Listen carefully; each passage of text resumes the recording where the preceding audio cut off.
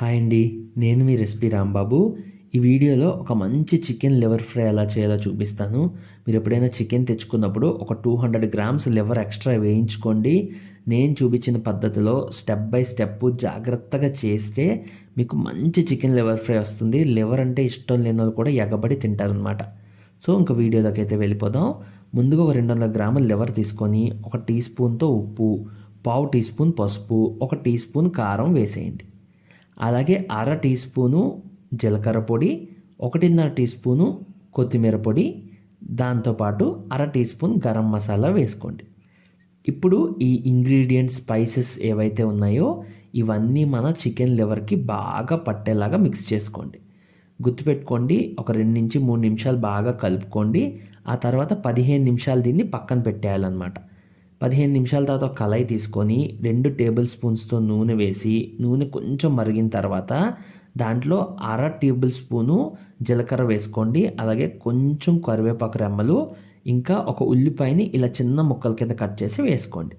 ఇప్పుడు దీన్ని ఒక 2 నిమిషాల పాటు బాగా మిక్స్ చేసుకుంటూ ఫ్రై చేయాలి మీడియం ఫ్లేమ్ మీద. 2 నిమిషాల తర్వాత ఒక టేబుల్ స్పూన్తో అల్లం వెల్లుల్లి పేస్ట్ వేసుకోండి.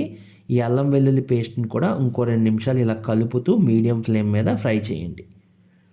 ఇప్పుడు 3 పచ్చిమిరపకాయలు తీసుకొని సన్నగా చీల్చుకొని వీటిని కూడా వేసేసి ఇంకో 2 నిమిషాలు అదే మీడియం ఫ్లేమ్ మీద ఫ్రై చేయండి. ఇలా మొత్తం 6 నిమిషాల పాటు ఫ్రై చేయాలి. ఆ తర్వాత మీడియం నుంచి లో ఫ్లేమ్కి మార్చుకొని మనం 15 నిమిషాలు మ్యారినేట్ చేసుకున్న చికెన్ లివర్ని వేసి ఇలా కలుపుకుంటూ ఇంకో 3 నిమిషాల పాటు ఫ్రై చేయండి. ఇప్పుడు అదే లో ఫ్లేమ్ మీద పెట్టేసి ఒక హాఫ్ నుంచి 1 టీ స్పూన్ వరకు పెప్పర్ వేసుకోవచ్చు. మీ టేస్ట్ ప్రకారం హాఫ్ టీ స్పూన్ అయినా వేయచ్చు, 1 టీ స్పూన్ అయినా పెప్పర్ వేసి అది ముక్కలన్నిటికీ పట్టేలాగా ఇలా మిక్స్ చేసుకోండి ఇంకో 2 నిమిషాలు.